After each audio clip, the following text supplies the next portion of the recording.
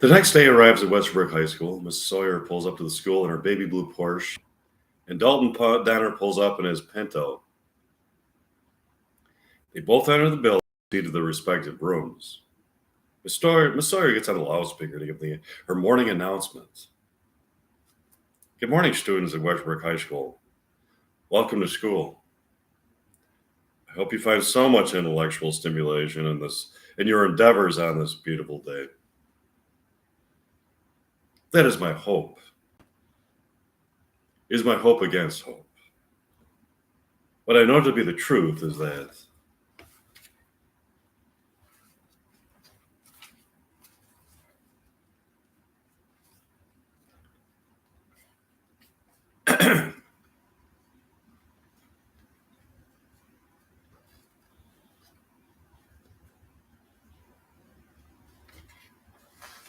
some of you are here to learn and love knowledge, and the only knowledge that some of you love is where the crazy glue is and supplies, so that you can put crazy glue in unsuspecting people's seats so that their asses get stuck to the seat.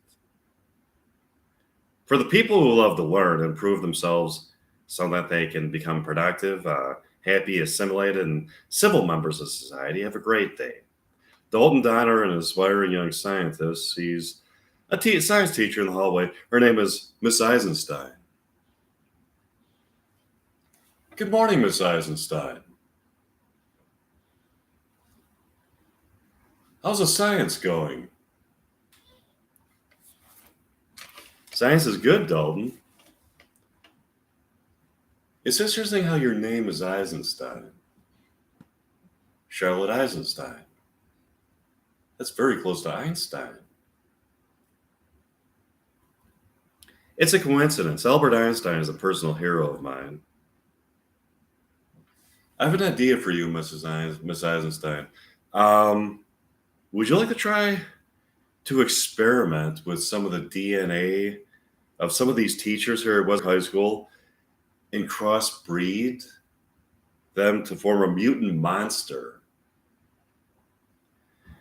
that may further mutate into a superhuman entity that can teleport into other times in human history on Earth and the history of creatures on other planets by putting themselves in psychic trances? Sure. I'll talk to you about this later. Bye. Have a great day. The day ends and Dalton sees Veronica by her car in the parking lot outside the school. I have to warn you about JD. What about him? He has some ulterior motives at this school. He has it in for some of the other students. Beware of him. He's dangerous. Oh, I doubt that. He's a nice young man. He doesn't want to hurt people. He wants to spread kindness wherever he goes. He's full of love. He's got nothing but good vibes emanating out of him. He's so wonderful. Bullshit. He's a fucking asshole. He likes to hurt people. Look out. There's a lot of malevolent people at this school. JD and I have formed an alliance to defend ourselves. I'll see you later, Veronica. Would you like to meet me at the Snappy Snack Shack tomorrow for a turbo dog and a slushie? Sure. The next day arrives and Veronica sees Dalton pull into the parking lot at the Snappy Snack Shack, where she is waiting for him and her baby blue Porsche, and he in his Pinto. Hi, Veronica. You look incredible. Thanks, Mike. Let's go inside the store and get a slushie and a turbo dog. Sure. Dalton and Veronica go inside the Snappy Snack Shack and order the food. A woman takes her order. How can I help you? Give me a turbo dog and a slushie.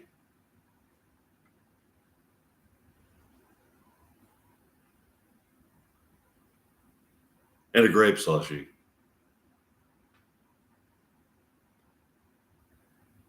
A turbo dog and a cherry slushie for me. I get that for you. Let me warn you. The slushies here are amazing, but the turbo dogs are fucking disgusting.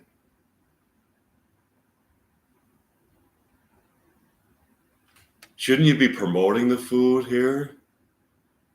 Being an employee of the Snappy Snack Shack? No. What do I fucking care? They pay me minimum wage. I'll give them minimum effort for a minimum wage. That's cool. Did you know that's a line from a Replacement song? No. I just thought of it myself. Never heard of the Replacements. Who are they? They are a rock and roll band from Minneapolis. They have this album called Hootenanny, where they sing, I'll give you a minimum effort for a minimum wage. It's such a coincidence that you thought of that independently of that song. That's cool. The human minds of people are connected on a deep level. There's a real telepathic phenomenon happening. I might have harvested that notion from the mind of the Replacements. In the subconscious of both of us, we may have simultaneously thought of that. For them, it found its expression in a song. For me, it found its expression in my disillusionment with working at the Snappy Snack Shack.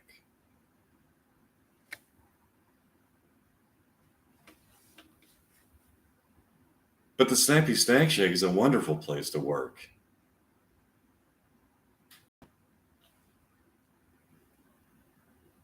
The Snappy Snack Shack, a wonderful place to work. Bull fucking shit. This place is a grime hole where you pray every night to a god that you hope exists, to spare you from having some maniac rob you at gunpoint. There are no fucking benefits. I don't even get free turbo dogs and slushies. Then I go home to my hole-in-the-wall apartment and watch the lottery drawing every night on television while feasting on a Swanson frozen dinner. To me, that would be paradise. Got the place to yourself? It's all perspective. You just need to look at things with better eyes. No, it sucks. We'll see you tomorrow. Bye. Would you like to go to your house? Yeah.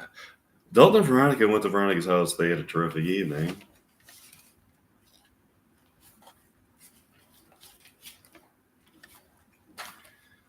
Dalton was just about to leave for the evening when Veronica turned to him. Dalton. Yes, what is it, Veronica? Would you like to spend the night here? Sure, that would be wonderful. Where can I sleep? With me in the bed. Seriously? Sure. Come with me. It's just around the corner at the end of the hallway. Mike and Veronica come to the end of the hallway where Veronica's bedroom is. This is a beautiful bedroom, Veronica. I notice you have a telescope. Can I have a look? Sure. Take a look through it. Mike looks through the telescope and sees a beautiful array of planets and constellations on that warm evening in early June. Do you see that planet to the west of Orion? I could see it. Which planet is it? That's planet Q. It is? How do you know? On some nights, planet Q, though many light years away, emits a brilliant light, enabling it to be seen by the naked human eye here on Earth. When this occurs, if you are staring at the planet, you receive an alien message transmitted to your mind through a kind of transom that connects material reality to non-material reality in the field of thought forms. Are they in the form of words? No, it's pure thought. You receive thoughts from aliens on planet Q in a kind of esoteric field where your thoughts can be sent to the aliens. That's fascinating. Is there any alien in particular that you are getting to know? There is a male alien named Kando and a female alien named Isidorix I've become acquainted with. They are in a lover's dispute.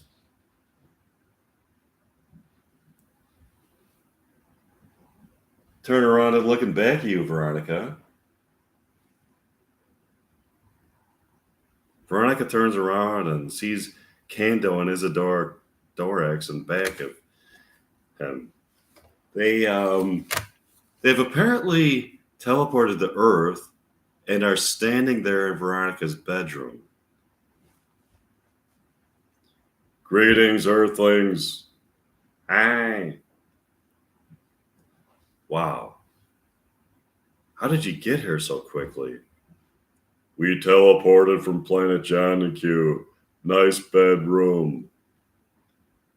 Thanks, Kando. Would you aliens like a drink or something? No. We have to get going. Kando and Isidorix teleported back to the planet Q. Wow. So now you met Kando and Isidorix. Yeah, that was very interesting.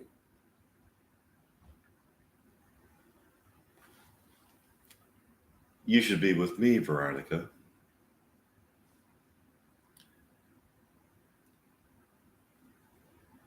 We'll talk about it. Dalton and Veronica had a wonderful evening. Dalton sees Veronica in the parking lots after school. They start talking to each other. Meanwhile, in the Dreamlove Theater, Dalton and Veronica from Heathers 2 are talking to each other in the realm where parallel narrative is taking place. So this is Dalton and Veronica. They're watching parallel narrative, which is kind of like it is the parallel events that took place in Heathers that weren't in the original movie.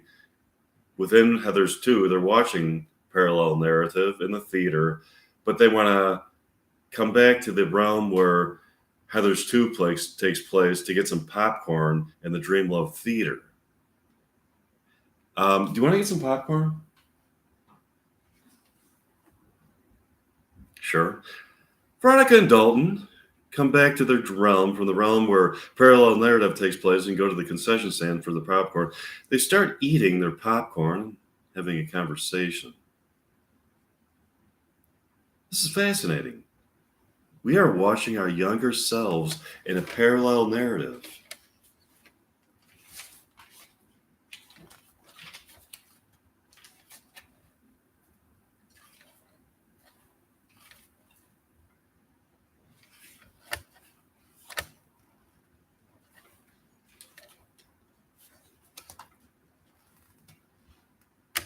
To Heathers. It's amazing to see the scenes that took place that were not included in the movie. Yeah. People are fans of Heathers should see parallel narrative to get the whole story. The real story of Heathers is really the original movie, along with the parallel narrative. Dalton and Veronica went back into the theater to watch the rest of parallel narrative. They come out of the Dreamlove Theater to a beautiful moonlit evening, and were greeted by Kando and Isidorix. It's nice to see you. Hi. It's nice to see you, Kando and Veronica. Are you getting along? Our romance is blossoming. Can we come to your lake house? That's not very polite, Kando. You don't just invite yourself to my lake house. Why not? Because it's not proper etiquette. You're supposed to wait for the person to invite you. If they do invite you, then you graciously accept their invitation. We're coming to your lake house. What? You are not coming to my lake house. You have not been invited.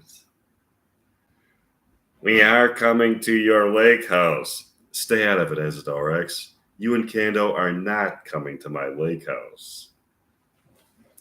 Either Isidorex and I come to your lake house, or you are going to be teleported to planet Jonathan Q. You can't teleport us to planet Jonathan Q, Kando. Watch me. Kando and Isidorex got on their spaceship and traveled back to planet Jonathan Q. You don't really think Kando can teleport us back to planet Jonathan Q, do you? Let's hope not. I don't want to go live with a bunch of aliens. Let's go to your lake house. Sure, Dalton and Veronica went back to Veronica's lake house. They had a wonderful evening. Okay.